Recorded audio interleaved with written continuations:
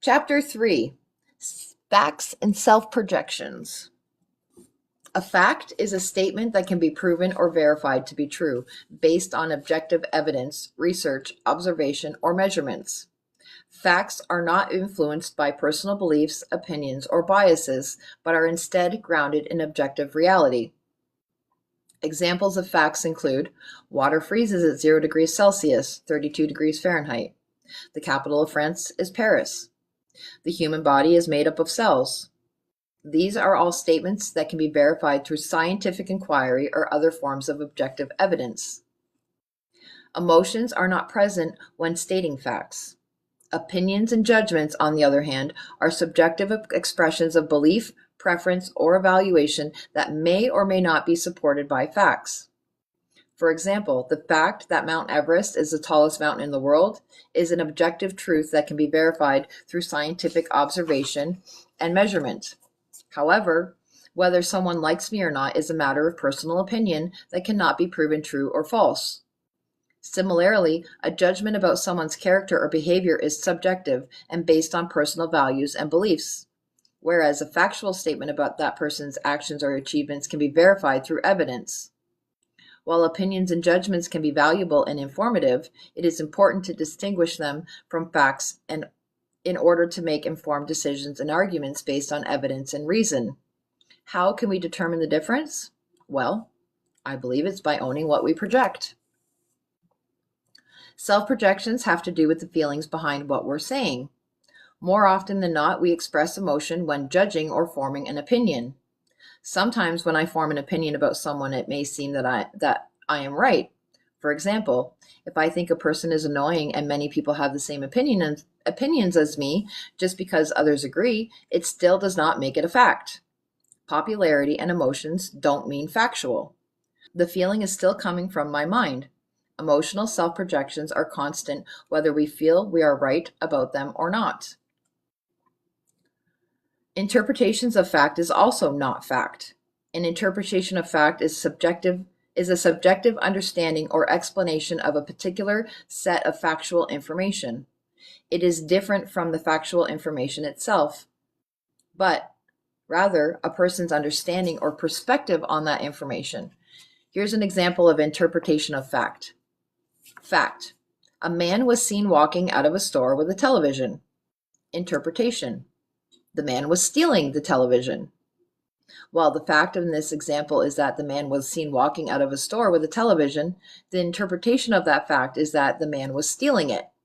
However, it is possible that the man had purchased it legally and was simply carrying it out of the store. Therefore, the interpretation is not necessarily a fact, but rather a subjective understanding of the situation based on the available information. Yes, facts can change. For example, the idea that atoms were dense was a widely held belief in the early 20th century. However, in 1911, Ernest Rutherford and his colleagues conducted the gold foil experiment, which demonstrated that atoms were mostly empty spaces with very small and dense nucleus at their center.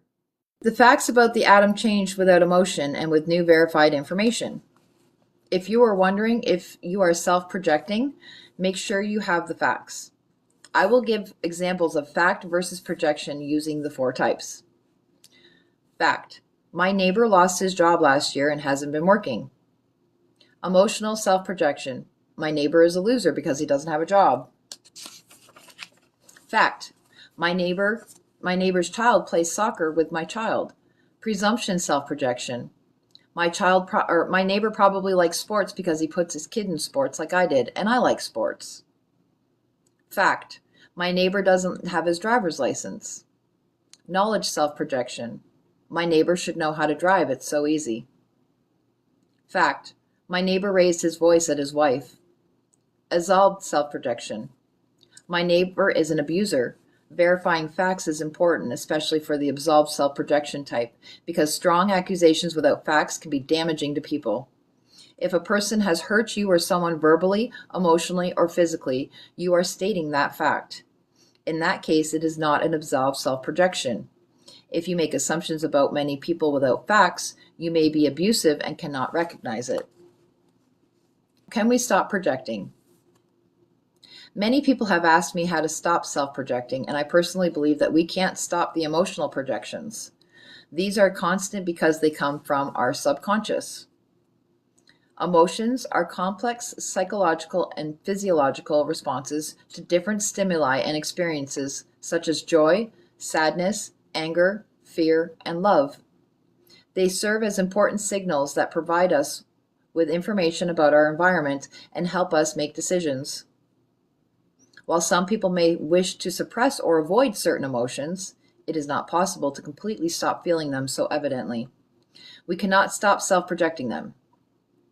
Attempting to suppress our feelings can be detrimental to our mental health and our physical health, as emotions play a significant role in our overall well-being and can provide valuable information about ourselves and our environment.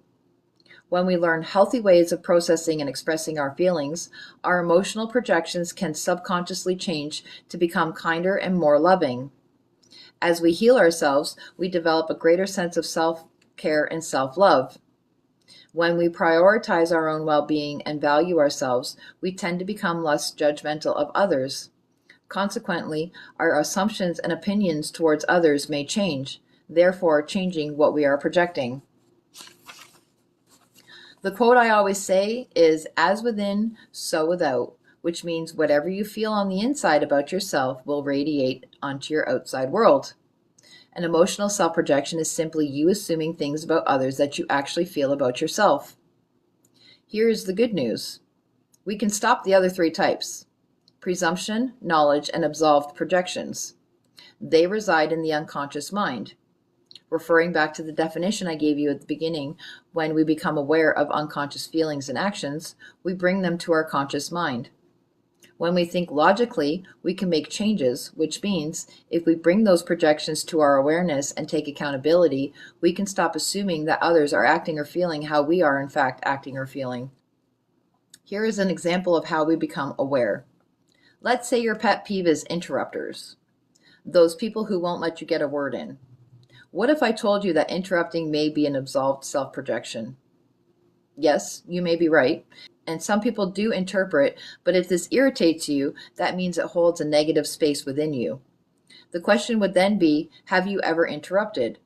That specific projection can stop you when you notice that you may also be doing it. Perhaps you only interrupt when a subject inspires you. It may not be often, but you can sometimes interrupt just like the person that irritated you. Now, this is the cool part. When you catch that projection and become aware of it, you will notice a shift in your thoughts, feelings, and actions. When you notice yourself interrupting, you may pause and realize that listening may be important now.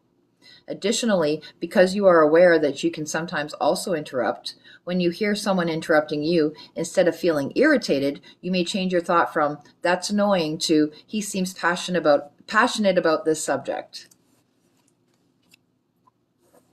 Question from social media. When your self-projection changes to a positive space, does it affect your circle of people? The awareness of your self-projection can help reduce the intensity of the emotion behind them. Awareness of them raises the level of our consciousness, and by owning our projections, we gain a deeper understanding and compassion for ourselves and others. We value ourselves and may not feel comfortable with people who are constantly projecting their emotions onto us, so we start setting healthy boundaries. Those who don't respect our boundaries will be filtered out. So yes, I believe this does affect our circle of people. Projecting beauty. I often have people asking me why they see beauty and good in others but can't see the good in themselves. When we recognize someone's beauty or charming and confident demeanor, it may reflect something dormant within us that we are seeking or recognizing in the other person. Sometimes we unconsciously seek qualities in others that we believe we lack. While one person may see someone's charm and confidence as attractive, another may find those same qualities annoying or jealousy-inducing. However, in both cases, the subconscious feeling is the same, a dormant feeling of charm and confidence within ourselves. Therefore, whether we find someone's confidence appealing or irritating, it is ultimately a reflection of our own thoughts and feelings about ourselves. Self-projection isn't just the uncomfortable feelings, it's all feelings. This principle also applies to projections such as beauty, kindness, and love. Similar to how some individuals struggle to acknowledge their own negative judgments and opinions, others may be unaware of their own positive qualities. However, if you are able to recognize these qualities in others, it is likely that you possess them within yourself as well, but they are buried in your subconscious. And as I've mentioned before, we are only able to perceive in others what we already possess in ourselves. When you project the beauty in others, ask yourself, what do I feel is beautiful about me, and what in me may be stopping me from recognizing it in myself? Exercise. Positive projections. Think about someone you like. On a piece of paper, write a few qualities you see in them. Adjectives. This is subconsciously something you feel about yourself. Do you remember a time when you felt that way about you? If you struggle to recognize the beauty in yourself, here are some tips to help you get started. Practice self-care. Taking care of yourself physically, mentally, and emotionally can help you feel better about yourself. This can include things like eating well, getting enough sleep, exercising regularly, and doing activities that brings you joy. Challenge your critical self-talk. We all have disapproving thoughts about ourselves from time to time, but it's important to challenge them and reframe them in a more positive light. Whenever you catch yourself thinking negatively about yourself, try to reframe the thought into something lovingly. Focus on your strengths. Everyone has strengths and talents, so try to focus on what you're good at and what makes you unique. Write them down and remind yourself of them regularly. Surround yourself with love. Surrounding yourself with people who lift you up and make you feel good about yourself. This can include friends, family, pets, or even online communities. Practice gratitude. Take time each day to think about the things that you're grateful for, including the good things about yourself. This can help shift your focus to the loving aspects of your life and yourself. Remember, seeing the beauty in yourself is a journey, and it's okay if it takes some time to get there. Be patient with yourself and keep working on it, and you'll start to see the results. Sometimes we have a tough time feeling positive about ourselves. Our conscious mind can be programmed from our past to reject kind, loving words because of previous experiences that have shaped our beliefs and thought patterns. For example, if someone grew up in an environment where they are constantly criticized or receive negative feedback, they may have developed a belief that they are not worthy of love or kindness. In this case, when someone offers them kind and loving words, their conscious mind may reject it because it conflicts with their deeply ingrained belief system. Additionally, the human brain can have a negativity bias, which means that it may tend to give more weight to negative experiences than positive ones. This bias can cause us to overlook or discount positive feedback, even if it's genuinely offered with kindness and love. Ultimately, our past experiences, beliefs, and biases can all contribute to how we receive and respond to kind and loving words in the present. Our conscious mind can deny our true feelings, but our subconscious will always tell the truth through our self-projections.